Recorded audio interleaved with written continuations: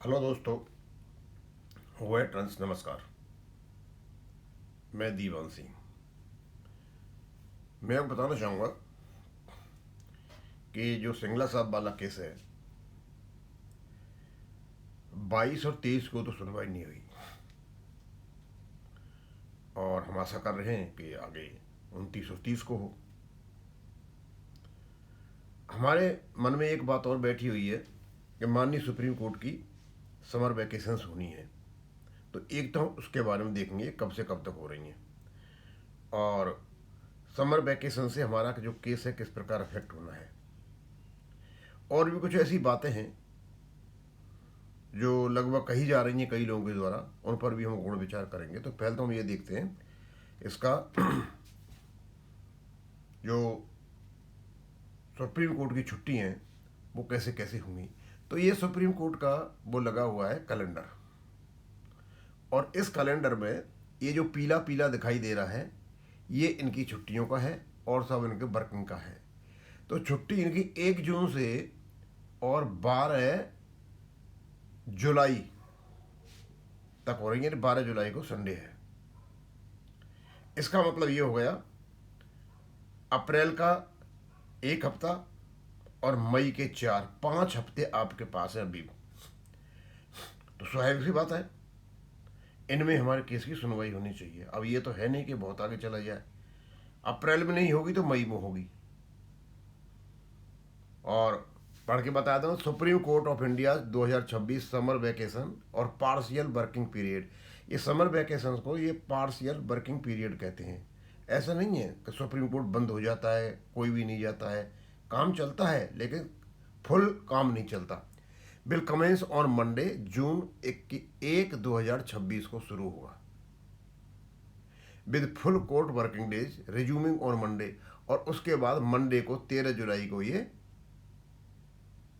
Full जो है आपका वर्किंग डे शुरू हो जाएंगे। तो दोस्तों ये आपके लिए और हमारे लिए बहुत अच्छी खबर है। मुझे नहीं लगता कि हमारी सुनवाई अप्रैल में भी नहीं हो और मई में भी नहीं हो और ये 13 जुलाई के बाद के लिए चली जाए। ये पार्ट हेड केस है। तो मेरा तो अनुमान ये है कि अप्रैल के लास्ट वीक में या मई के शुरू में ही ये सुनवाई होगी और इस केस का निर्णय हो जाएगा। ये मेरा मानना है। The registry will function during this time except on weekends and holidays with special vacation benches handling urgent matters. The key details of the 2026 SC calendar. Partial working period जून 1, 2026 से जुलाई 10, 2026। क्योंकि उनका 1 जून को तो छुट्टी हो जाएगी और 10 को शुक्रवार है और 11 और 12 को तो कोई कोर्ट चलेगा ही नहीं क्योंकि शनिवार होता है। तो एक्चुअल जो छुट्टी है वो 10 जुलाई तक ही है। अब क्योंकि आगे जो कोर्ट है वो आपका शुरू होगा कितना 13 उससे 13 जुलाई से सोमवार पड़ता है। तो ये मान के चलते हैं कि मतलब 13 जुलाई खुलेगा तो इसके बीच में ये शुरू होगा। रीओपनिंग फुल सेटिंग्स रिज्यूम और 13 जुलाई को कोर्ट खुल जाएगा।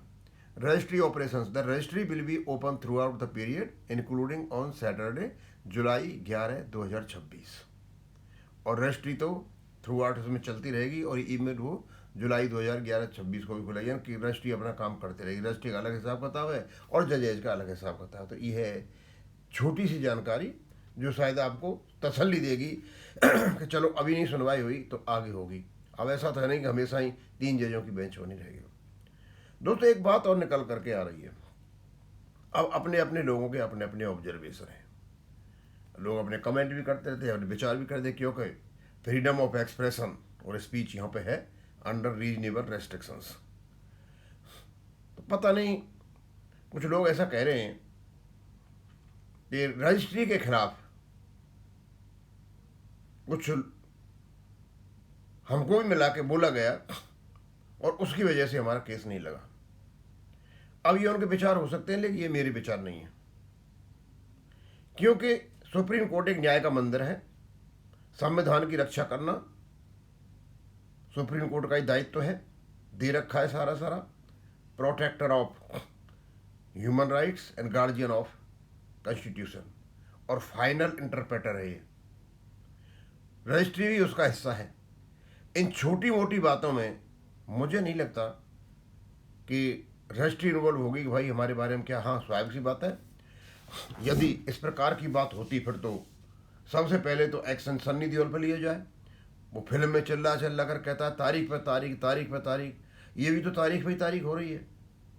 पता नहीं कितनी फिल्में बनी हुई, रोज आदमी चिल्लाते हैं तारीख पे तारीख। तो क्या रजिस्ट्री इन पर ही ध्यान देती रहेगी?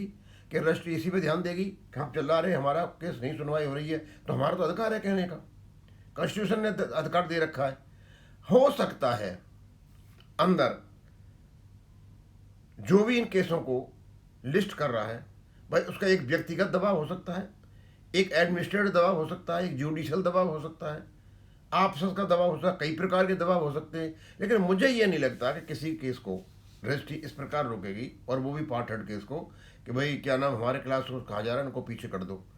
तो इतना छोटा मतलब हम नहीं रखते इसको। लेकिन हमारा केस जब नहीं लगेगा तो हम तो बोलेंगे, क्योंकि वो हमारी आज़ादी है, ऑटोनॉमी दे रखी है। हमारा केस नहीं लगेगा तो कहेंगे, क्योंकि हम तो आशा कर रहे थे ना कि जब 22 तारीख को कोर्ट ने तारीख दी है तो केस क्यों नहीं लगा।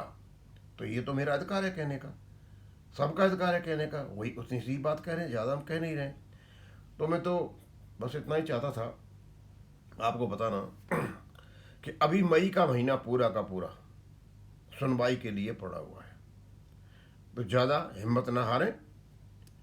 और रही इसकी कि बता 29 तारीख केस लगेगा नहीं लगेगा, या तो आज पता चलेगा बृहस्पतिवार को, नहीं तो शुक्रवार को शाम को पता चलेगा। लगभग इन दोनों दिनों में ही वो आगे की लिस्ट निकलती है, बी की लिस्ट। बी की लिस्ट से पता चलेगा कि अगले उसमें हमारी सुनवाई हो रही है नहीं हो रही है।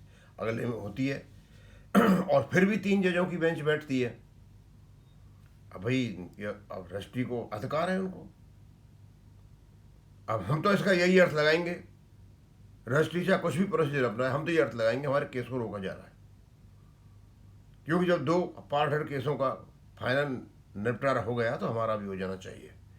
और कुछ गतिविधि तो ऐसी रही हैं, ये काफ़ी आभास देती हैं गतिविधि इसे रोकने के लिए जी तो जोर से लगाई जा रही हैं जान। पहले भी वकीलों ने ऐसा किया एडजमेंट का, जो माननीय CJI ने उस पर प्रतिबंध लगाया, लेकिन उसका दूसरा तरीका ढूंढा गया और ये तरीका ही था। यदि ESG साहब एडजमेंट के लिए एप्लीकेशन नहीं लगाते और डिक्लाइन नहीं होती, और उसके बाद इस प्रकार में तो वो ज़्यादा लोग नहीं सोचते। लेकिन लोगों ने यही सोचा कि उनकी डिक्लाइन कर दिया माननीय सुप्रीम कोर्ट ने, तो उन्होंने दूसरा रास्ता ढूंढा और रजिस्ट्री के माध्यम से हमारे केस को आगे पीछे करा लिया। मैं ज़्यादा नहीं खींचूंगा, यहीं ख़त्म करूँगा। थैंक यू, धन्यवाद।